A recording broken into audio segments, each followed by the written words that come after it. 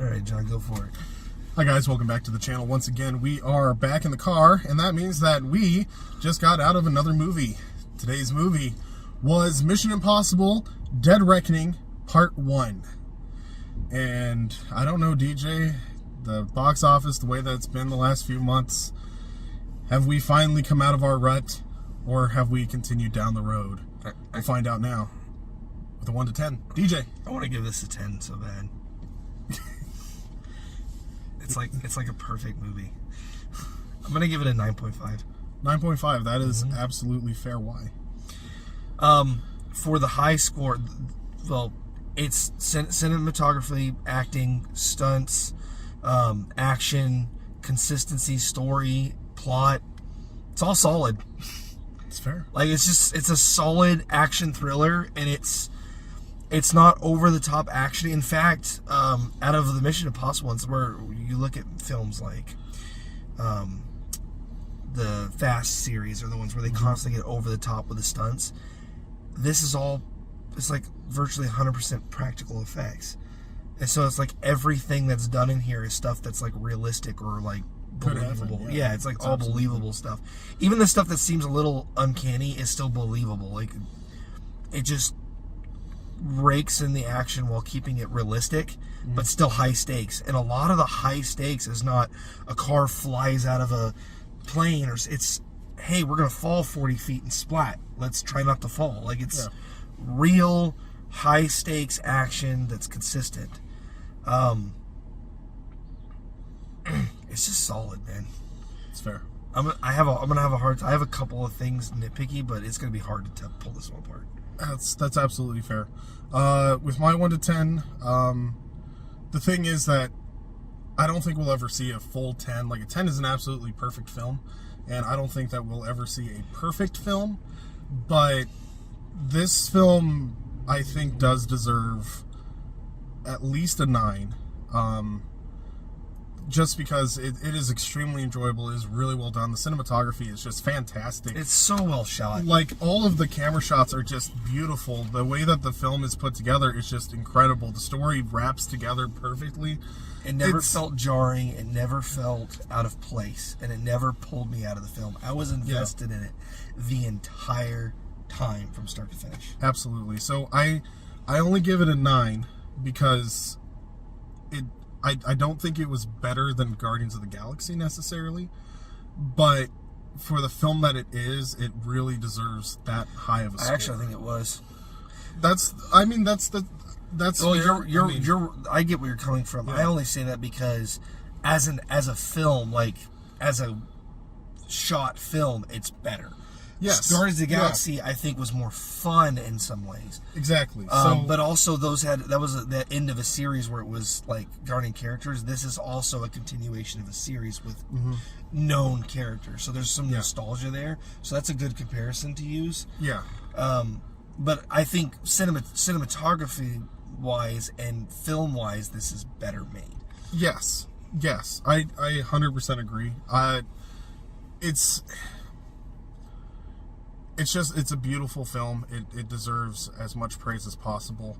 I had a little bit more fun with Guardians of the Galaxy, but it's a different kind of film. That is correct. It's more lighthearted and humorous, so I think that's probably where I'm getting like the it's such a great film kind of thing, is because of the feeling when you got out of the theater. I was genuinely excited at the end of Guardians of the Galaxy 3.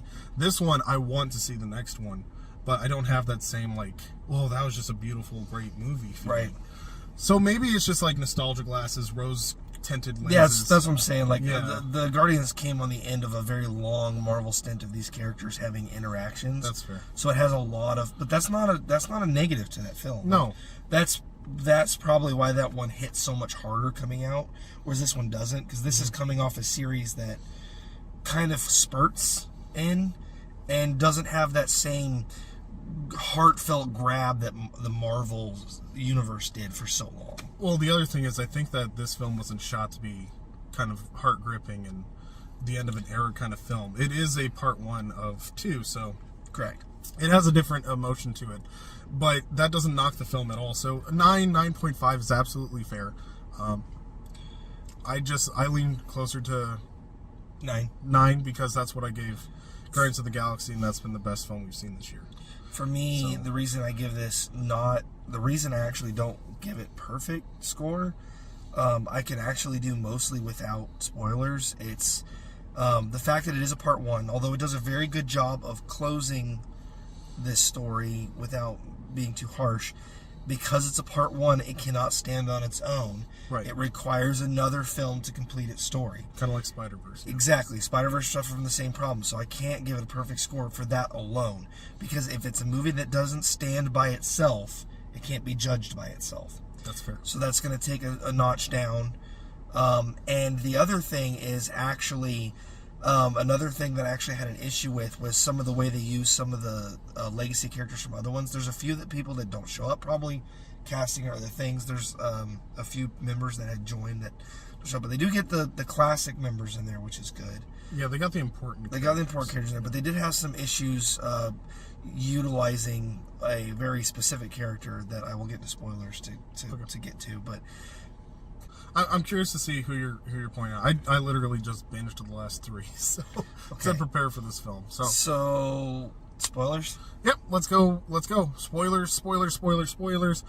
Just a high recommend, guys. If you're going to watch a movie in the theaters, this film 100% watch it in the theaters.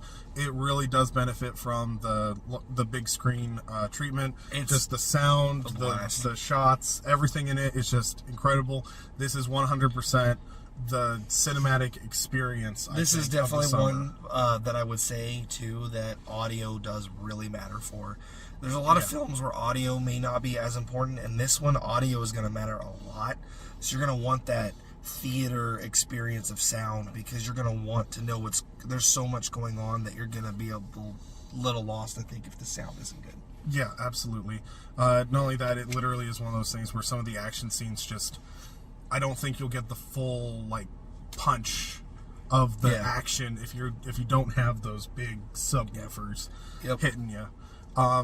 We saw it in the deluxe screen that our theater has, and it was 100% worth it. It was an amazing film. It was definitely worth it. So if you're going to go see a film this summer, go check out Mission Impossible. This would be a good one for IMAX too. Oh, if you were going to do IMAX, this would be a good IMAX one. This is one that would benefit from IMAX experience. That's fair. 100% fair. Okay, with that, we'll go ahead, roll into spoilers. I can't believe I can't think of a joke off the top of my head. I've run out of jokes. They killed Ethan. Why? Right? They killed Ethan. I can't believe that they finally killed Tom Cruise. He died. Oh gosh, no. I'll say so. For the character that it was the Elsa. Okay, Elsa. Okay. She doesn't even get dialogue until halfway through the film, and then they kill her. That's fair. It was a little underwhelming on that. Now they do a really good job of a lot of facial expressions and a lot of emotional scenes without dialogue. Don't get me wrong. She's just not. I just don't think they give her enough. They don't give her enough in this film to kill her off. I felt it because she's been in other ones. Yeah. So I felt it. She's in the last 2. But if you were watching this one and maybe it's been a long time since you watched these, they don't give her enough due to kill her off in a way that gives her enough. They should have. I think they could have given her a little bit more screen time. That's pretty much my only complaint. Everybody else gets a really good amount of screen time. They get the whole band back together, so you get the nice little group that you're used to, and they all have very important roles, and they all play their roles very, very well. I just have to say that the film in and of itself, the beginning and the ending of it start out underwater. And it starts out with this beautiful shot under the ocean where they flip the camera upside down, so it looks like you're flying above clouds. And then when they start flipping it over, I'm like, oh my gosh, that's actually ice under the sea. And not only that, here's the thing. I'm a sucker for submarine thrillers. Hunt for Red October is probably one of my favorite films of all time. It's a good movie. And it has hardcore Red October vibes, the beginning, when they're hunting down the submarines that's not there.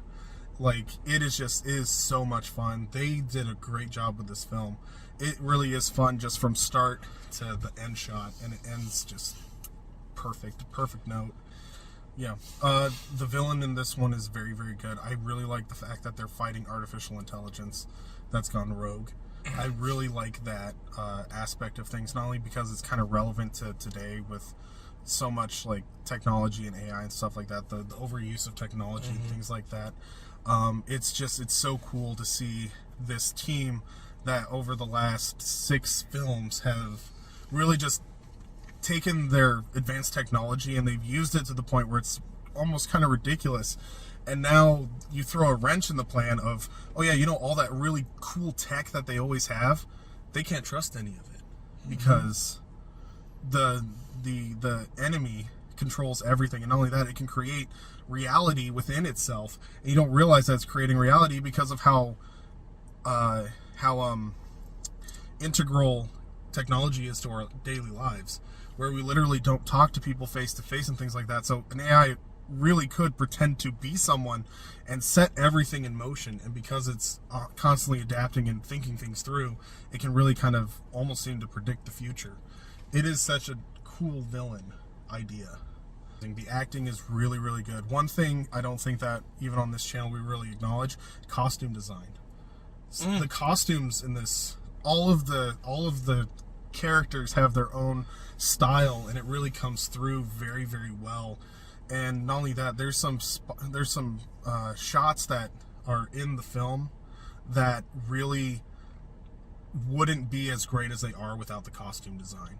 The tension in this film is just very, very good. It's very well done. Yeah. The entire story, like I said, it flows. It's beautiful. It's beautifully shot. And it does a great job of making you feel still sad, even though Ethan makes it in the end in every single one. You're like, but at what cost? Like every time. And you're just like, it does a great job of heart wrenching. It does a great job of keeping the trope of main character is safe, while still keeping you invested, because Ethan may not go, but every friend he's ever known will. Yeah, like at the end of the film, Luther doesn't show up for like the last third of the film, but the entire time that they're talking and they're establishing what Luther's doing, the entire time in the back of your head you're just like, but did the AI think that through? Is Luther just going to show up dead? Is he just not going to show up at all? That was another. They're going to get captured. Like all of the characters. The other thing too is they're falling into traps and they're falling into situations, but they're doing it smartly. So you're following the logic of the character, and you're like, oh yeah, they outsmarted it. They figured it out. They're doing this. They're doing that. Something happens, and they can't do it, but they adapt. They do the right thing. It's kind of a trope, but they do it in a smart enough way and an entertaining enough way that it doesn't detract from the film. Like, the trope is used because it works. Yeah. And this is one of those cases where the trope works, and if they didn't do the trope, it would have been disappointing. And it's really clever, because the AI is clever. It's not like the Terminator thing where it just wipes out humanity. It knows that it needs humans to keep its servers and things alive, because it's in the cloud. It's embedded itself in bits across servers across the entire world. So it needs those servers to be maintained. So it's biding its time because it doesn't want to wipe out humans because it needs them to survive. But at the same time, it's like letting them all know that it can. It's like putting them on point, constantly poking and jabbing them and leaving trail on purpose. Like, hey, I could destroy you. I am not, but I could. And that keeps the tension high throughout the whole film, because nobody knows whether it's letting things happen or it's doing it on purpose, or if they've actually outsmarted it. They never know where the line is at, and it's confusing to everyone the entire time, and that keeps the tension really, really high. It's a great plot device that does a great job of just keeping the story moving forward in a natural pattern. It doesn't feel forced. It doesn't feel like the writers just made it. It literally feels like a natural progression of events. Absolutely. The other thing is that the AI idea is it's fascinating because it points out the fact that it's been around for a while. It just subtly manipulates billions of people. And it's a subtle manipulation. People aren't even realizing that they're doing what it wants them to do. That's the thing, is it's just like, yeah, you're a controller of your reality, but how much of your reality can just be poked and prodded by something that you're not even looking for? Like, that was a good moment where it's like, at first it was on social media, but we didn't really worry about it because we thought we were in control. Like, we wanted it there, but then when we lost control, like, crap. But yeah, it's just very fun film. We all enjoyed it. If you enjoyed this review, let us know by leaving us a like, giving us a comment in the comment section below, and if you haven't already, subscribe. Also, share us with your friends. We go to a film every single week, so if you have friends or you yourself want to go to a film, but you don't necessarily know if you want to spend the $15, $20 to go, check us out. We try to pick the most popular likely film that people will go to, and as you guys know, we start out these videos quick 1 to 10, and we kind of set your guys' expectations, and we usually try to give you guys a recommend or it's not worth it. So if you benefit from that, or your friends could benefit from that, be sure to share us with your friends. If you like our content, you like our sense of humor, you may also like our Facebook page at Entertainment Rebooted, and when we get the Twitter back up and running, we're not blocked or anything like that. We're having computer issues again, but we are on Twitter at ExpositionSickle. Otherwise, I don't think I have anything else. Do you? I'm done. All right. So we will see you guys in the next video. Thanks for watching.